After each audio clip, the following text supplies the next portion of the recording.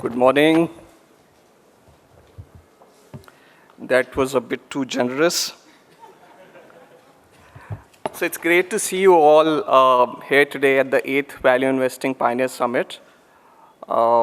This event, I'm very glad to see that it reaches new heights every year, and so many of you come here every year to attend this, and it kind of makes my heart swell. The markets were tough last week, I know, but I hope that all of you are feeling energized and ready for an insightful Saturday ahead. As we kick off our first session, I have the pleasure of introducing our first speaker of the day, Mr. Ravi Dharamshi. Ravi is the founder, director, and CIO at ValueQuest Investment Advisors Private Limited, with over 22 years of experience in equity markets. What distinguishes Ravi is his fresh and forward thinking and his approach to investing, which is very, very different from what you normally see amongst value investors. I'm sure his insights and experiences will resonate with many of you, especially those who are starting or looking to advance their career in investments. Ravi's journey into world of finance began after he completed his MBA from McCallum Graduate School in USA. His early interest in equities prompted him to return to India in 2022, where he sought to apply his academic knowledge in a practical setting. His first significant professional role was under the mentorship of none other than late Shri Rakesh Jhunjhunwala, one of India's most revered investors, as you all know. During this time, Ravi showcased his ability to understand the pharmaceutical sector long before it gained widespread recognition. He also engaged in several technology and new age businesses, apart from some prominent private equity deals during this time. In 2007, he took on a pivotal role at ValueQuest, leading the firm's research efforts. By 2010, he transformed ValueQuest into a professionally managed, SEBI-registered PMS firm, emphasizing deep in-house proprietary research. Under his leadership, ValueQuest has consistently delivered top decile performance, outperforming benchmarks across various timeframes. As on 31st August 2024, the firm manages an AUM of over 16,800 crores, making it one of the fastest growing asset management firms in India. Today, Ravi will talk about harnessing megatrends, how industry tailwinds shape long-term value creation. After Ravi's presentation, there'll be a Q&A session with him, which I'll moderate, where we'll have the chance to dive deeper into his insights. I encourage you all to think about the questions that you might want to ask him and submit them as we go along. So without further ado, please join me in welcoming Ravi to the stage with a huge round of applause. Thanks, JC, for that introduction. Thanks, Aarti, for testing the energy. Hopefully the energy in the morning will compensate for my presentation, and I will be pardoned for not doing such a great job. I am not a CFA, so I feel very, very privileged, but overwhelmed to be presenting in front of an audience that is far more educated and advanced in their thinking than I am. So I don't know what JC was thinking in inviting me, but if something is not up to the mark, it's his fault, not mine.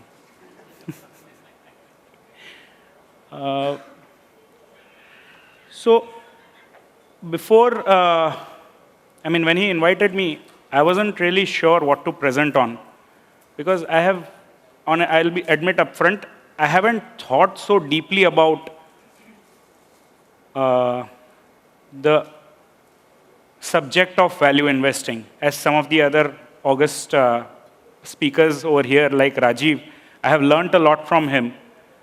I am more from the mold of a practitioner, and I don't even probably have the time to put on paper what I do on a daily basis. So this is in kind of a way an exercise for me to do that.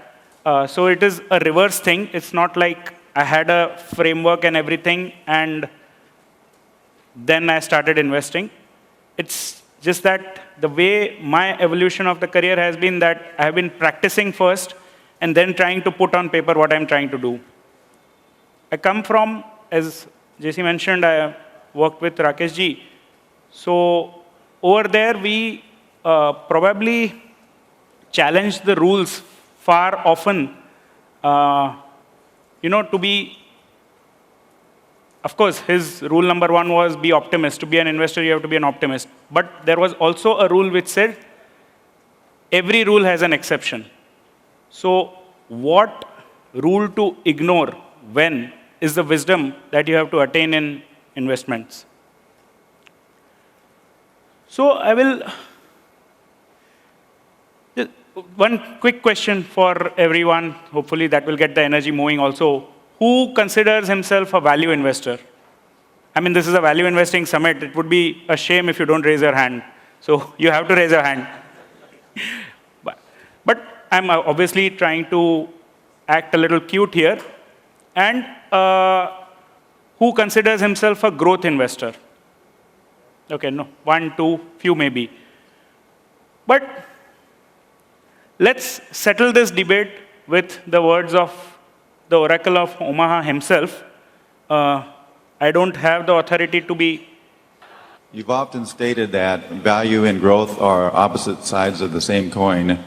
Would you care to elaborate on that? And do you prefer a growth company that is selling cheap or a value company with moderate or better growth prospects? Well, actually, I think you may be misquoting me, but I really said that growth and value, they're indistinguishable. They're part of the same equation, or really growth is part of the value equation. So our position is that there is no such thing as growth stocks or value stocks, the way Wall Street generally portrays them as being contrasting asset classes.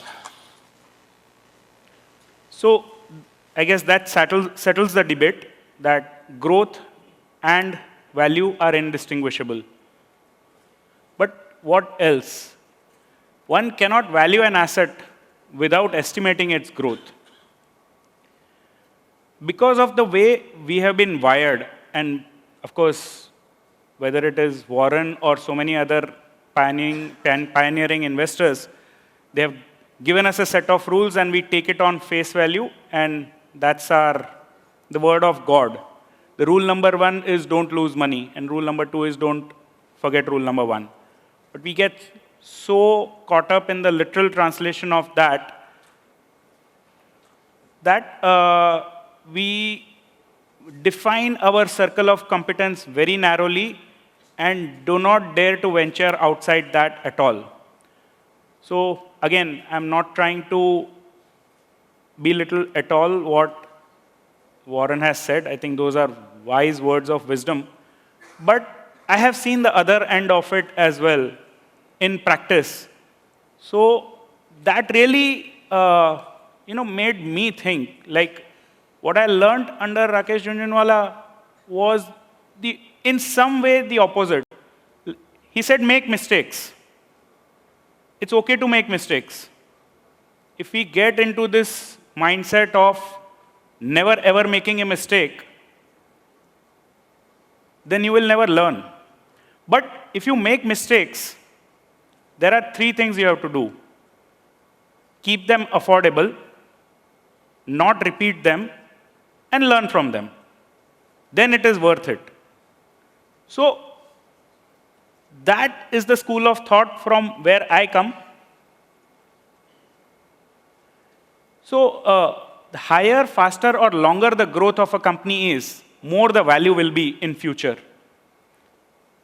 The key to successful value investing is to correctly estimate the pace of growth and its longevity, which requires a prism which is different from just taking a look at the Excel sheet and numbers of what is the past and what is the formulaic value of it. Focus on future prospects as an important input value. Because forecasting is hard, because it is prone with so many errors, people take extreme view of not venturing out on the forecasting itself. Value investing is not limited to low valuation metrics or parameters. Buying stocks simply because they have low P ratio isn't value investing. In fact, I would go to the extent of probably saying, I mean, this summit is called Value Investing Pioneer Summit, but it might as well be called Investing Pioneer Summit, because all forms of investing is value investing. So what exactly do we do? So this is the spectrum of where one wants to identify themselves on the value investing. On the left is Benjamin Graham, the cigar butt, absolute value focus, intrinsic value based on past. On the right is Vinod Khosla, Masayoshi Son, where the emphasis on value migration due to emerging trends. We sit somewhere in between, a time-limited probabilistic approach with a rolling view. I don't have the kind of foresight that those people have. I don't have the kind of opportunity that Benjamin had. I don't have the capital that will have the patience that probably those investors have. So I have to come up with an approach which suits my profile with my investor's profile, the amount of time I have in which to generate returns, with as high a probability as possible. And if I hadn't put that name over here, Charlie Munger, you would have found it very hard to believe that a quote like this is Charlie Munger. A stock may have a high PE ratio, but if insightful judgment uncovers stronger or more sustained growth than most realize, value becomes evident. I think this is one of the most profound quote coming from a value investor, because most people tend to think that estimating future is not our job. I have to buy something worth $1 available at 50 cents. That's it. That's the only approach that I want to have in life. So already made the case, the higher growth is higher future value. The key to value investing is to correctly estimate the pace. Pay at present to accrue value in future. A low valuation need not be the only buying trigger. So coming to the topic of the day, megatrend, harnessing the long-term value through investing in megatrends. Why invest in them? Number one, there is non-linearity of growth in megatrends. People will always underestimate what's going to happen in 10, 20-year horizon. That's number one. Number two, it helps you to keep abreast of what's coming next, what future holds. If you, for a moment, put a hat on of a businessman rather than of an investor, and Warren, of course, says that I'm a better investor because I'm a businessman, and I'm a better businessman because I'm an investor. Put a hat of a businessman in, and if I told you, what business would you start today? How many of you will go and say that I want to start a business of cigarette? Because that's such an in thing to do. Or how many of you will say, I want to put up a cement plant? Nothing against those businesses, great businesses. But they are at a different stage of the evolution cycle. They are mature businesses. If you were going to start a business, you'll probably think of, what can I do with AI? What can I do in the renewables? So what I'm trying to say is that it helps you develop a prism of focusing on what's coming up ahead rather than what's gone in the past. So this is just a chart that shows the primary forces are technology, demographics, globalization, environment, then cross-sector disruptions, and then, of course, the long-term value and how things change. Megatrends are transformative forces. I'm going to quickly brush through a few of these slides because there are people, those who have put out far better material on megatrends than I can. So I'm not going to justify or define what a megatrend is, but they persist for 25, 30 years, at least. Megatrends shape the world we live in, wiping out no longer relevant industries and paving the way for new. They are all-encompassing, inevitable, irreversible, sustained. I have borrowed this from my mentor, Utpal Sheth. And they lead to value migration. So policy, society, technology, economy, environment, everything gets impacted with the megatrends. Now, a lot of people say trend is your friend. Of course, this quote is applied to trading, but why should it not apply to investing also? And if trend is your friend, then a megatrend should be your best friend.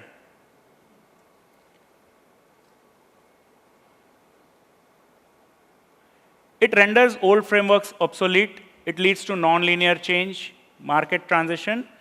A lot of things change, behavior, needs, engagement, price discovery, and most of all, the economic value is redistributed. I quoted Utpalji over here. So there is something called as technology cost curve. And it is very important to keep track of this. Not many people would know here that solar is actually a technology that was developed way back in 1950s. It's not technology of today. But it took 70 years for the technology to reach a point from where it can be mass adopted.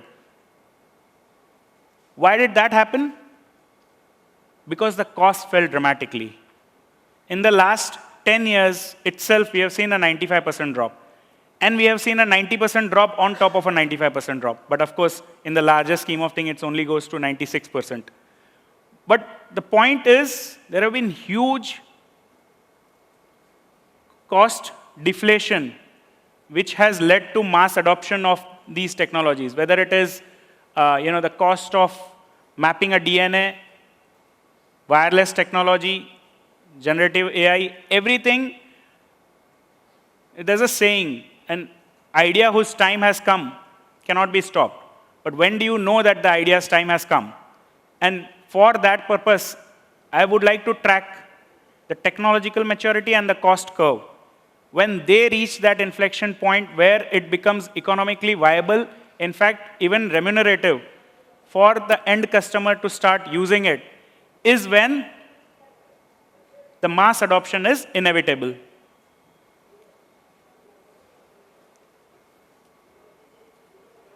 So, a lot of technologies converge for a new megatrend to develop.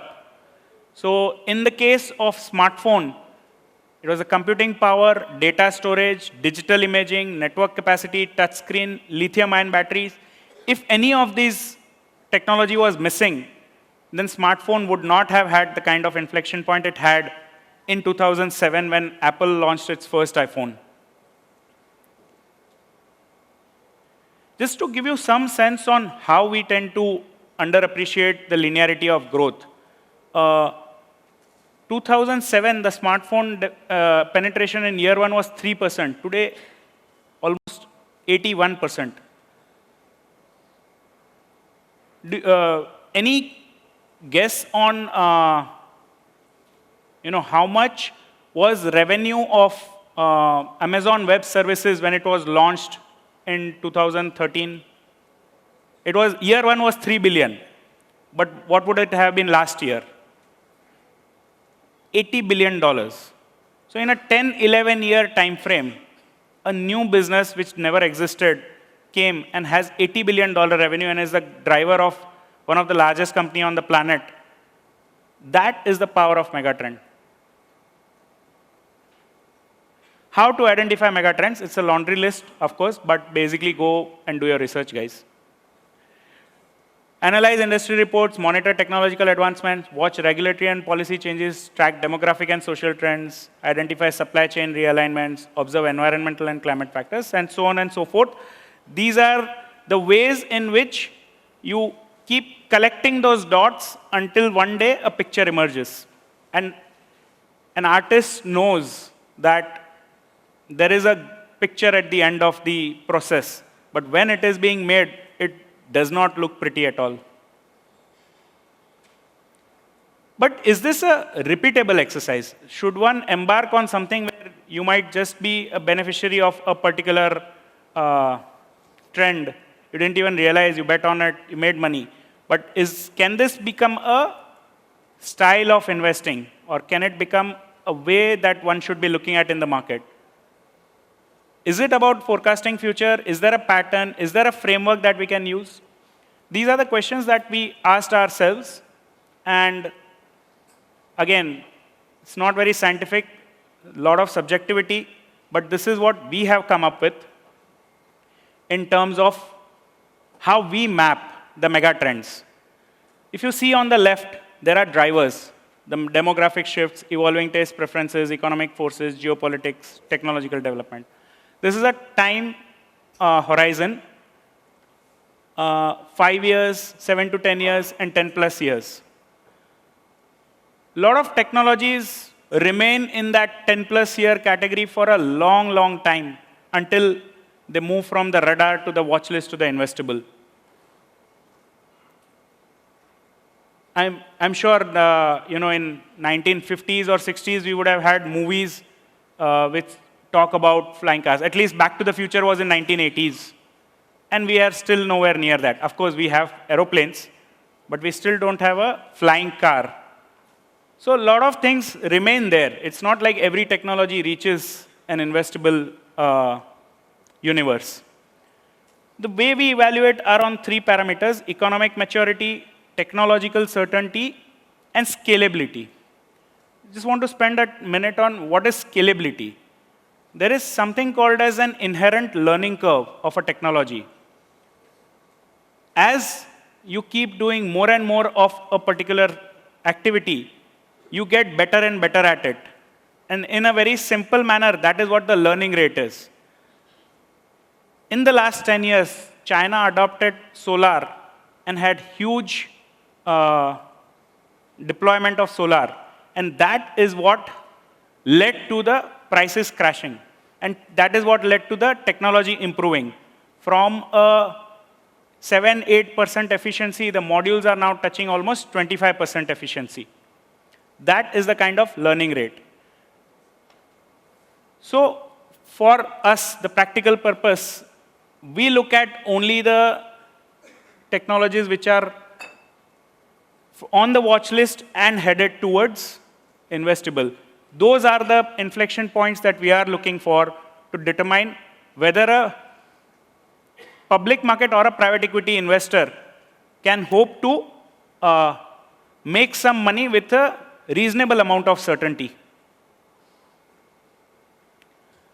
So how to benefit from megatrends? Is identifying a megatrend enough? Is identifying the inflection point enough? How to narrow it down to a sector, or how to ensure that not every growth is value accretive? There has to be an ecosystem and an environment for that technology to produce profits for some company somewhere. And only if that exists, is there an opportunity for an investor to make money out of it. So a blend of predictable growth with a time-bound view is what we try to do. Growth, time, and predictability are the 3 cornerstones of how we look at an opportunity. Value retention is enabled by predictability. So if there are entry barriers, if the competitive dynamics are stable, that allows value to accrue. In the technology, if there is technological maturity and there is scope for disruption, that allows value to be retained. So a combination of accrual and retention of value will allow profits pool to grow. And that is where we should be focusing on. So we bet on probabilities. We don't bet on possibilities. Can generative AI become a reality? Well, I say most of people today might think that AI is already here, but it is not. It is still a very, very crude version. But will generative AI be there someday? It remains in the realm of possibilities. I won't hazard a guess to say that we have crossed that inflection point and it is a matter of time. It could be so, but at this point of time, I would reserve that judgment. Define the duration and reassess the probabilities. A lot of people tend to think in black and white. It's either zero probability or it's definitely going to happen. But when you think in terms of shades of gray, probable, 50% chance, 60% chance that this will pan out, then it gives you a better visibility on when things change, because things are constantly evolving. And when a new event happens, you can actually say the probability has gone up. And when probability goes up, you look at things. I'll just give one example over here to make my point.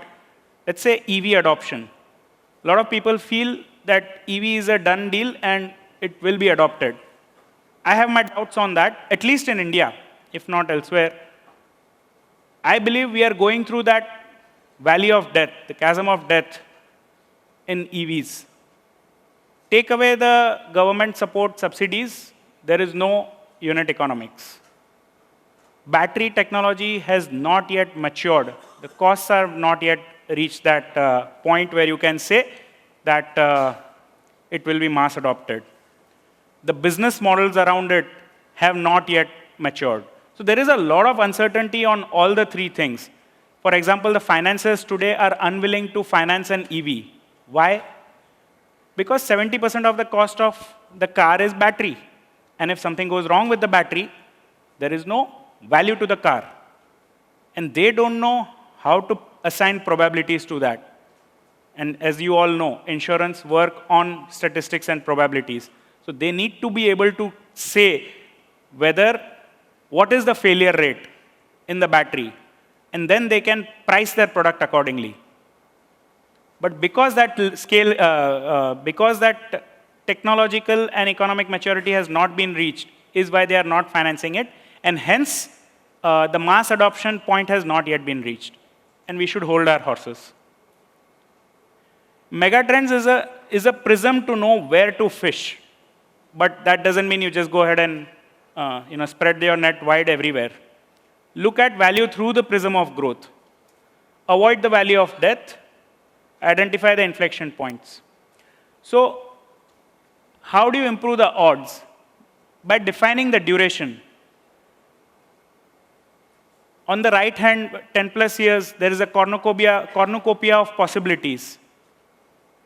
And in between, there is vibrant possibilities, and then there is maturing possibilities. It is at the intersection of these two is where you will find an idea which is worthy of investing. How do you move a particular megatrend or a technology from bucket to bucket, from radar to watch list to investable? Technology, unit economics, learning rate, rate of change, regulation, and the stage of adoption.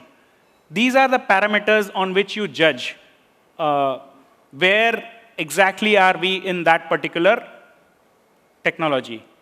And you will see if it is in infancy, the technology is in infancy, unit economics are not established, those are not the areas meant for public market investors for sure. Those are meant only for the visionary investors. I am not them. Then you have something in between watch list where some of the things are kind of falling in place, but not everything. And regulation. Actually, regulation is a big one over here. Lot of people pay attention to, for example, I'll take the example of nuclear. A lot of people say nuclear is the answer to all our energy needs. Sure, at technology level, maybe. But affordability, missing. Timelines for deploying, not in favor.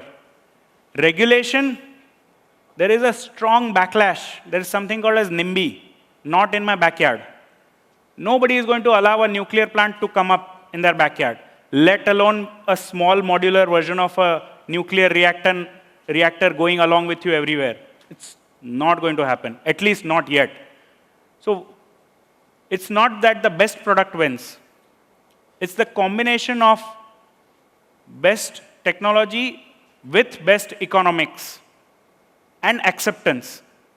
Those are the things required for a mass adoption to take place. But identifying a megatrend is not enough. We spoke about we need to narrow it down to sectors, sectors that accrue value and retain value. And then you try and identify the companies that are best positioned to take advantage of that megatrend. And over here, it's no different. This is just a different wrapper for what most other people say in terms of their investment philosophy.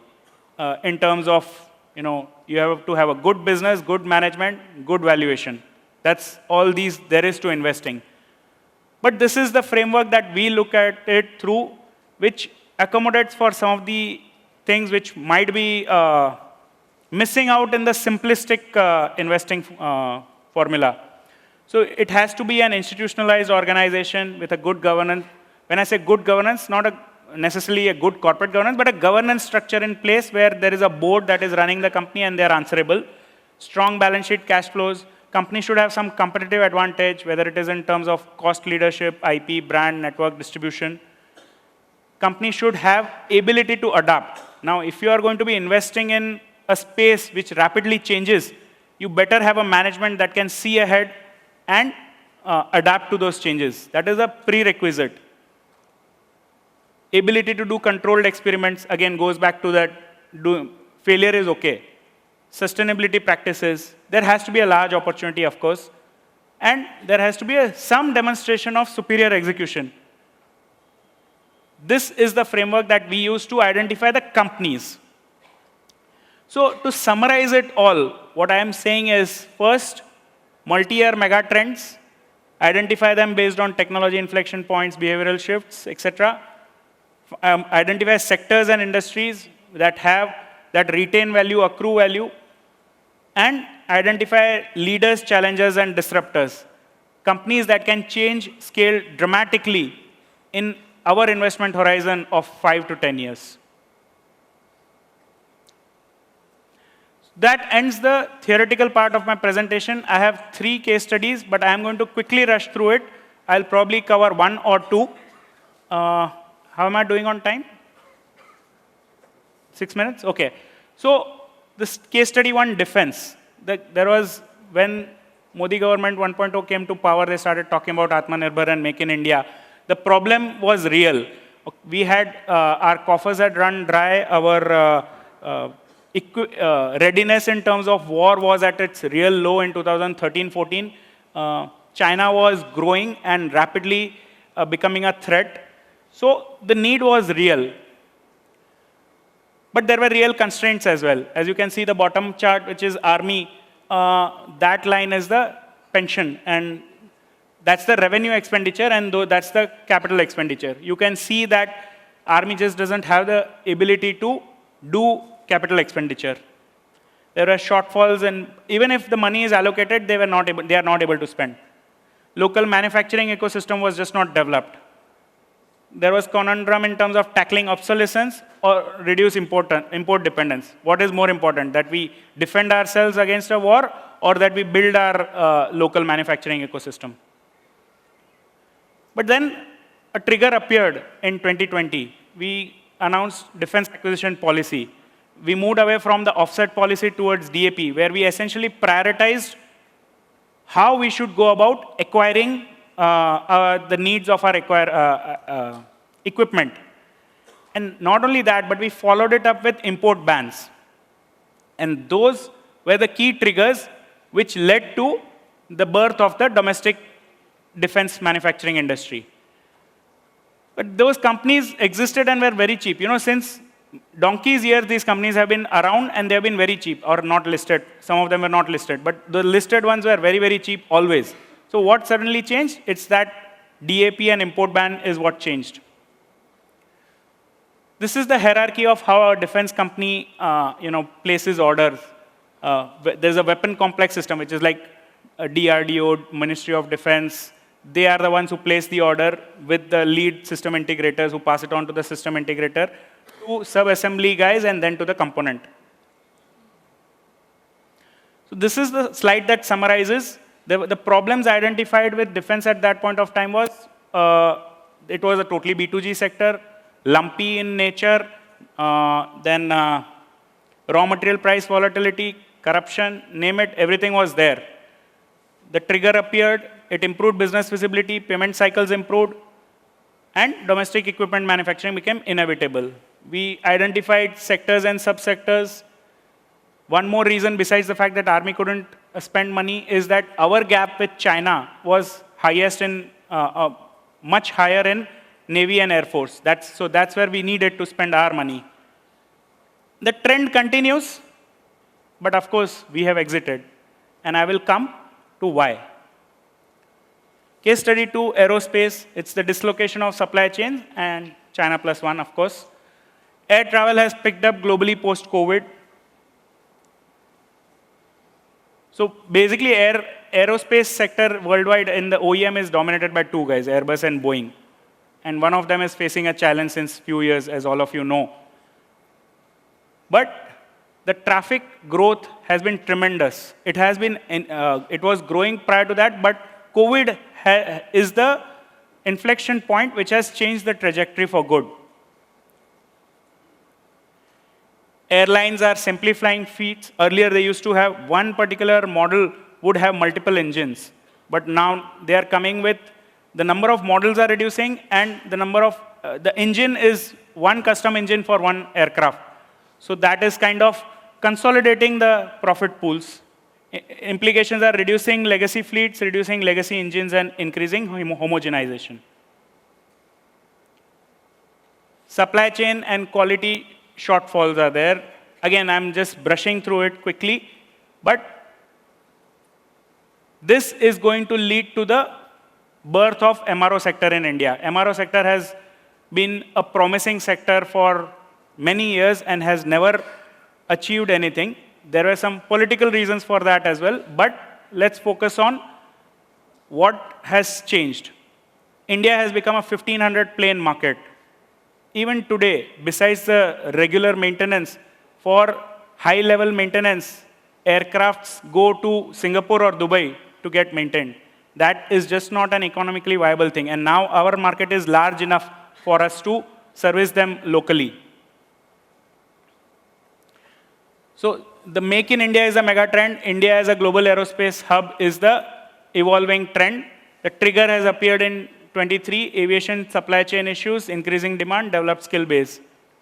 Aero components, tooling are the areas that we feel are poised for a hockey stick growth.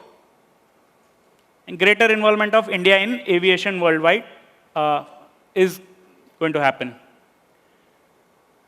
Okay, and last one, again, I have spent a lot of time on this, energy transition, so I'll finish in quickly in 1 minute.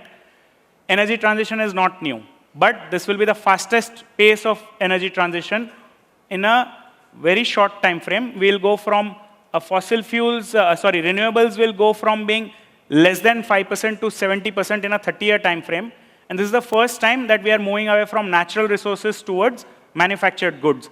The energy will be generated by manufactured goods, and it will not be dug from, from the ground. The tipping point has already been reached. So it's a large opportunity. Old economy as well as new economy will participate. Old is actually more predictable than new.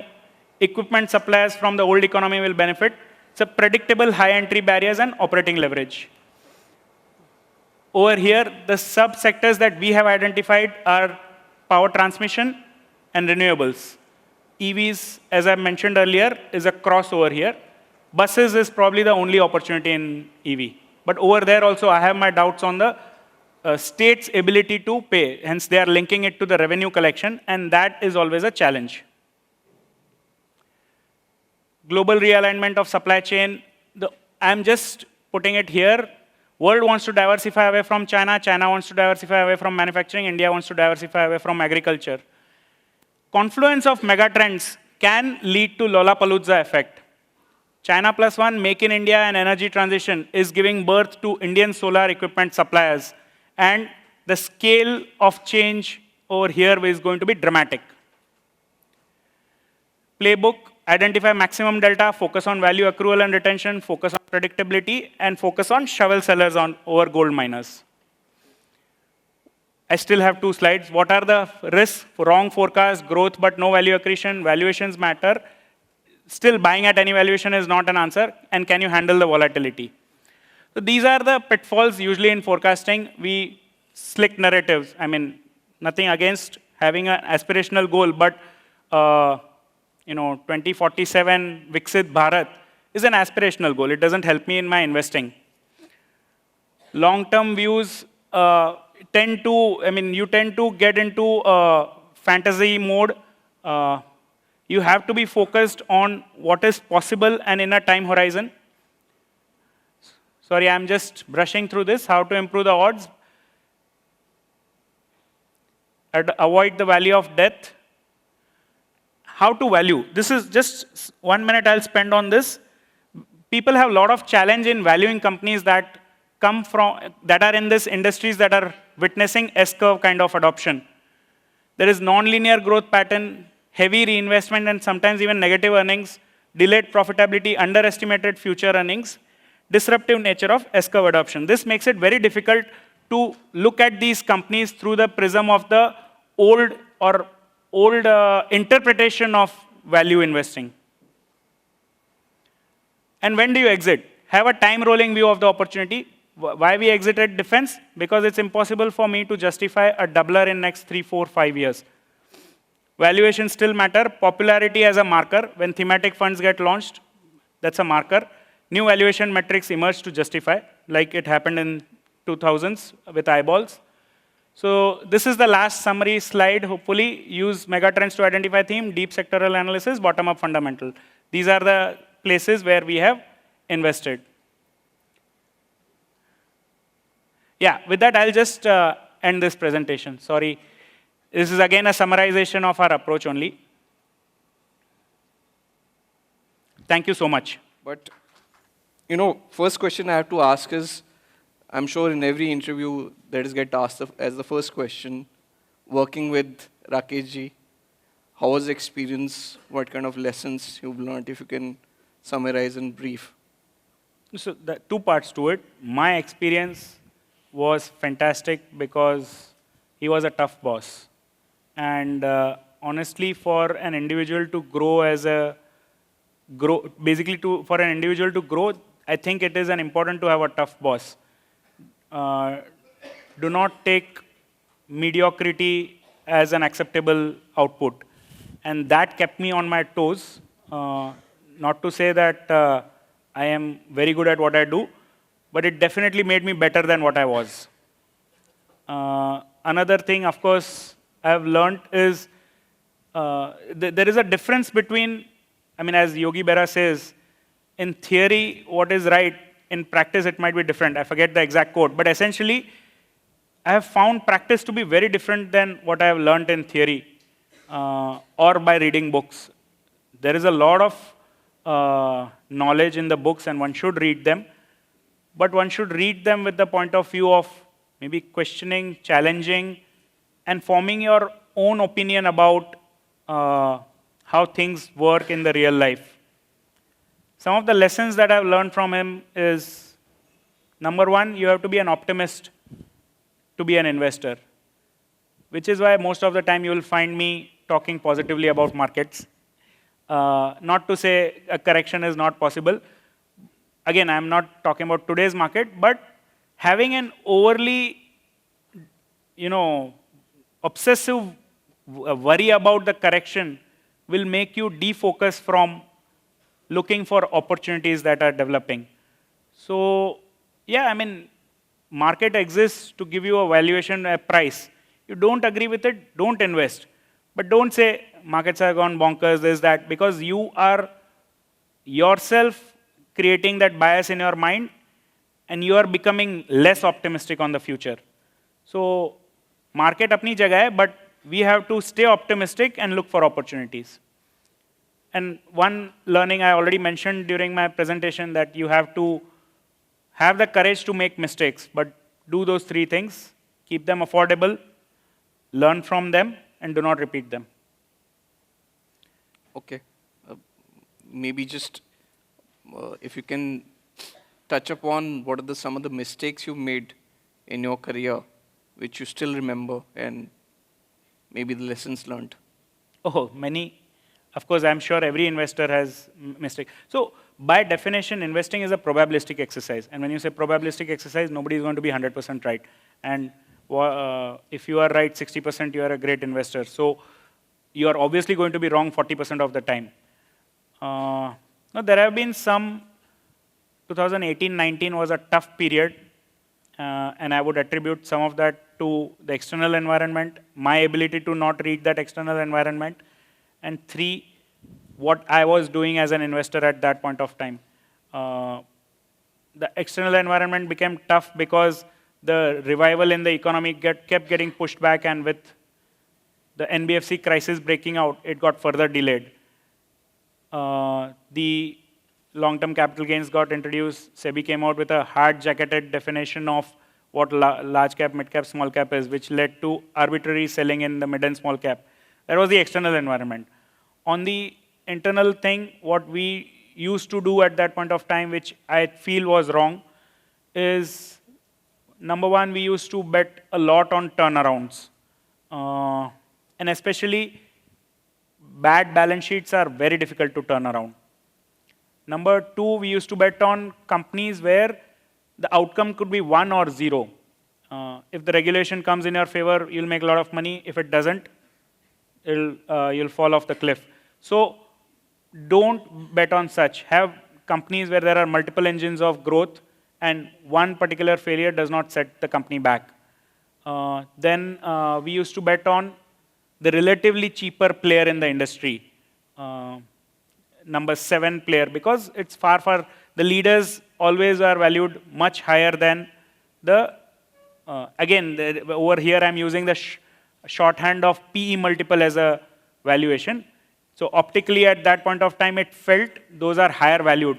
But you will realize that if you look at the 20-year history, that no, those companies, the leaders were not expensively valued. It was the number 7 player which did not grow, ended up being the expensive investment. So don't go by the optical PE multiple of the current earnings. You have to, I'll just give an example. Let's say 20 years back, you had the choice to buy between Asian Paints and some other paints company. Asian Paints was always valued 25, 30 PE multiple, and which was very high by the standards at that point of time, because market used to be at a 10 PE, 12 PE multiple.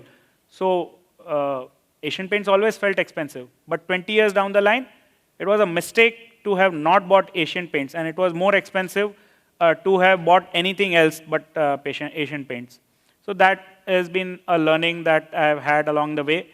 There are certain areas which now are no-go for us, where some management or promoters have shortchanged minority shareholders in the past, or do not display consistently the alignment of interest with the minority shareholders. Those are areas that one should not go. Because finally, it is not the Excel sheet or the numbers that determine the value. It is the people running the company which results in the numbers which determines the value. Right. So tell me where I'm going to die so I never go there. That's the Groucho Marx quote, if I remember, and used by Charlie Munger a lot. Other than what you mentioned, any other telltale signs, no-go areas that you have that you will never touch if you find that? No, I won't say no-go areas, but there are obviously, as an investor, you develop some biases for or against. And my bias against something is somebody else's opportunity. But it's purely because I don't understand probably those cycles. So, or companies where they are way mature. So I believe the opportunity to make substantial money in mature industry comes when the industry consolidates. So if I were to take the example of cement, it is undergoing that consolidation phase. But has it reached that phase where it is fully consolidated and the competitive dynamics will improve dramatically? Not yet. But could it reach there in 3 years' time? Yes, possibly it could. So cement has not been on my radar for the last so many years. But now, if the industry was to change dynamics and become more value accretive or profit accretive, like it happened in the case of telecom, for a period, it went from 20-player industry to 2.5-player industry, and the value was going on destroying. But now, it has remained a 2.5-player industry, and now, these 2.5-player, if they have survived, they have the right to win over here.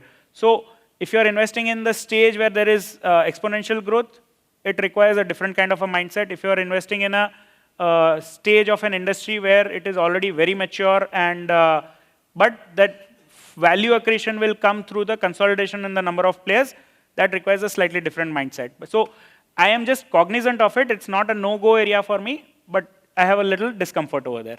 So mature businesses, even though you still track, but your focus is basically on something which is more covered by megatrends that you mentioned.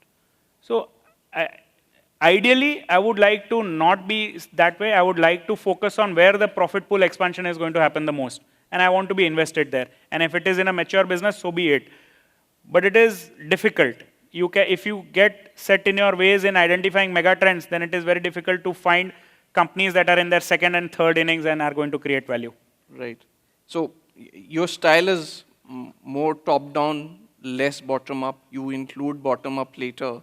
But has that been your style always, or it has changed, evolved over time periods? Definitely not. I had no idea what top-down was until few years back. And I never connected the dots that way. In fact, it was always find good companies at low P multiple. And just how the evolution of all investors is. When you are starting out, you run screeners, identify companies with great financial metrics.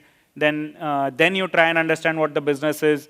And then you see what the drivers of the industry are. That is a totally reverse way of doing what we do today, which is first start with a top-down, where we see which way the megatrends are, which are the sectors where the value will accrue, where the maximum profit pool expansion will be, and then identify companies that can benefit from that trend.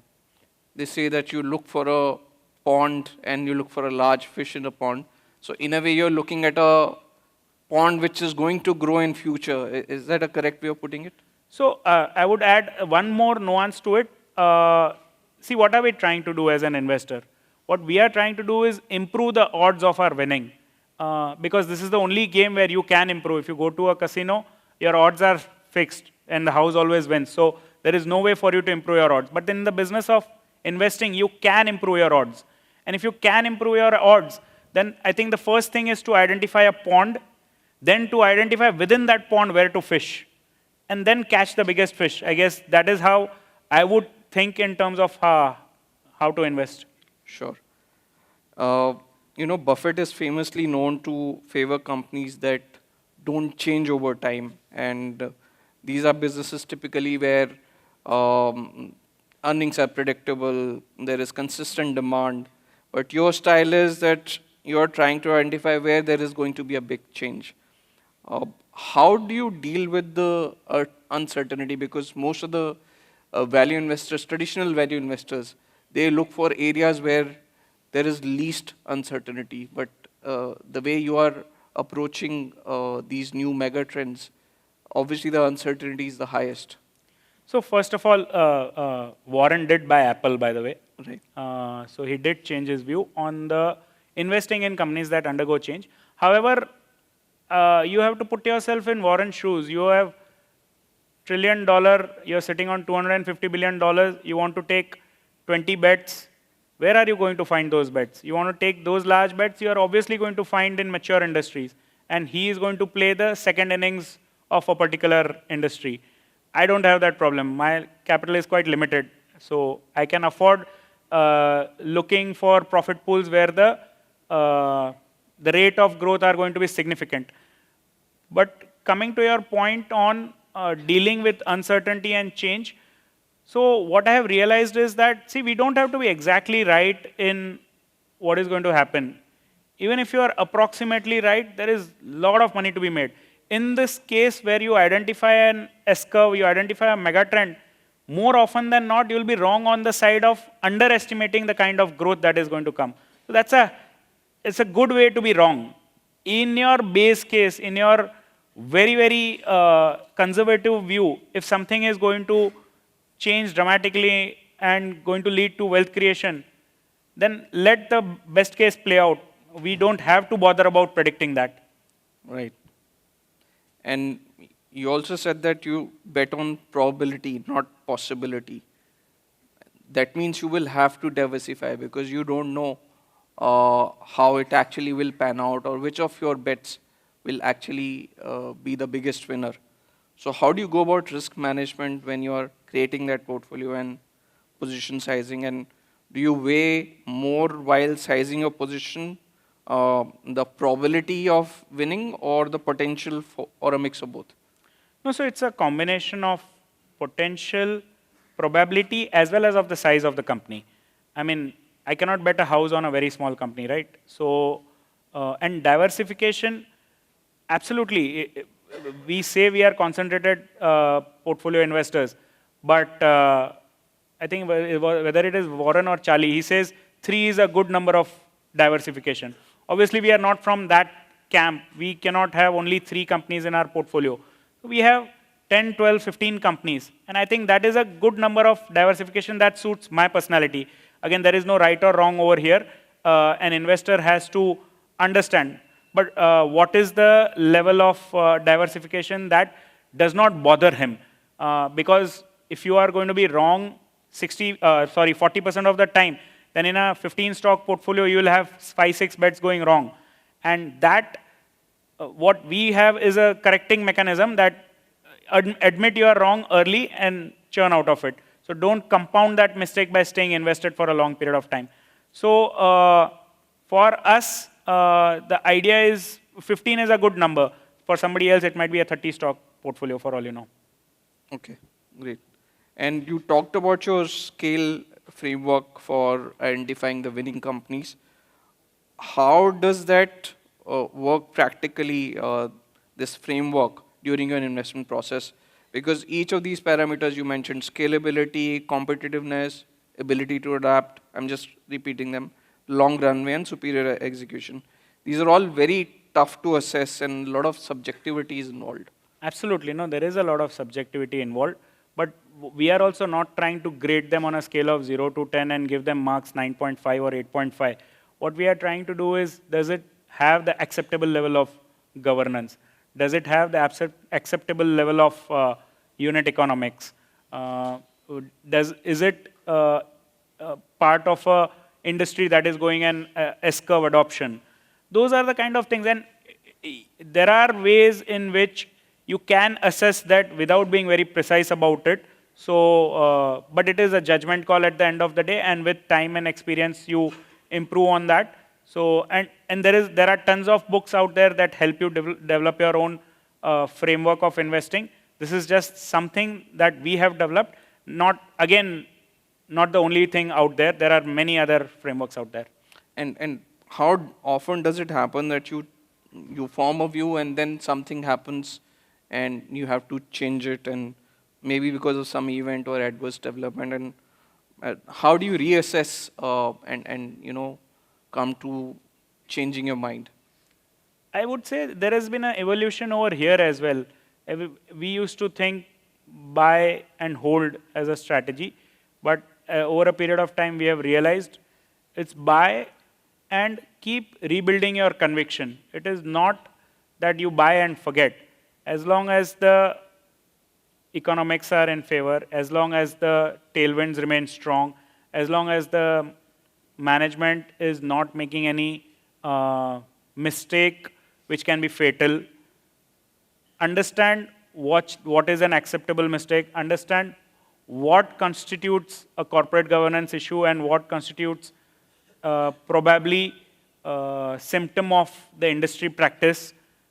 There are nuances in everything. Nothing is black and white. So And it's only with experience and over a period of time you will realize that, I mean, I'll give an example of a particular company that we had invested in. There was a tax raid about 6-8 months back or 9 months back, and there was a big hype about there being a corporate governance issue.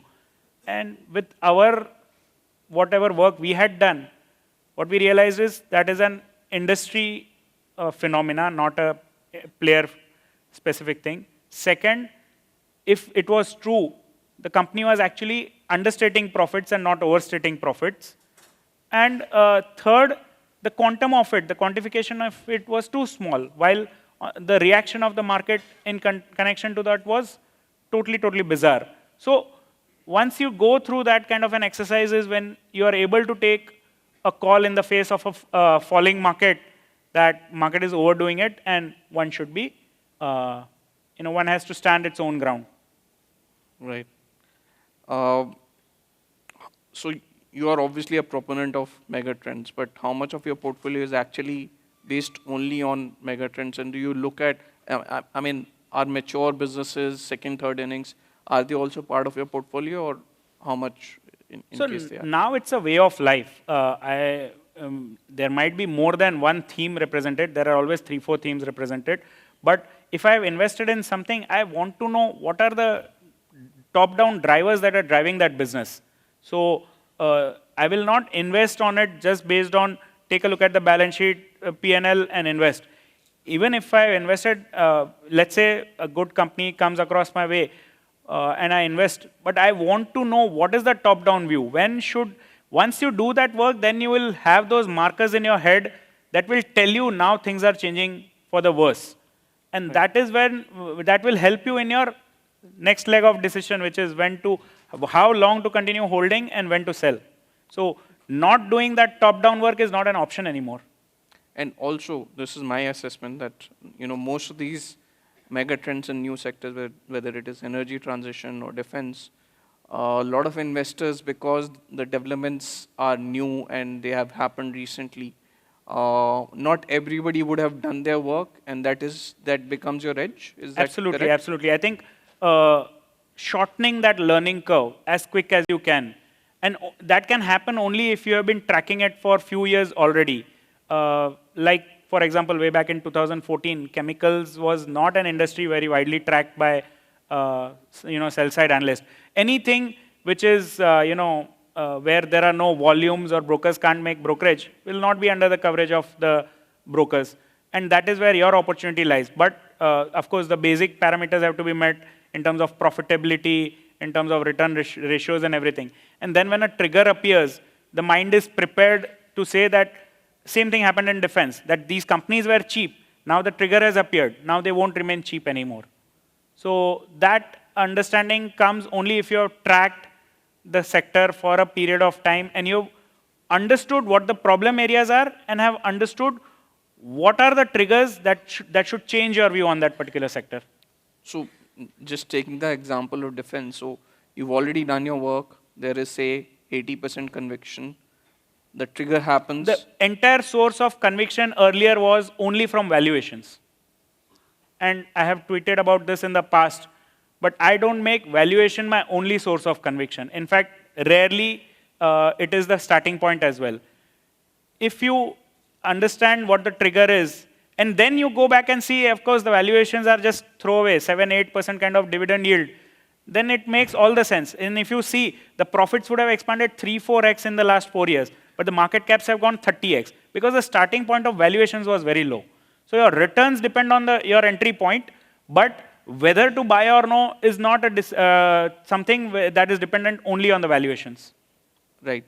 But when you eventually make up your mind and you see that trigger, do you straight away jump in, size up your bet immediately, or it might feel like straight away, but it has been in long time in the making. But then I'm saying then you don't take time to build your positions. I have seen this in action with Rakeshji, and he used to be a very quick judge of these changes. He used to be a very quick judge of people, person, character, and I won't say I'm even 5% of that, but that is something I would want to emulate.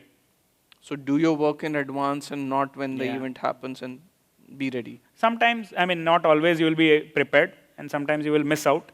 That's such is life. But at least make an effort to understand it ahead of time. And you covered 2-3 of these megatrends where you already see the maturation happening and you're already quite involved. Which are the ones which are right there on the horizon, something where you're waiting for a trigger to happen?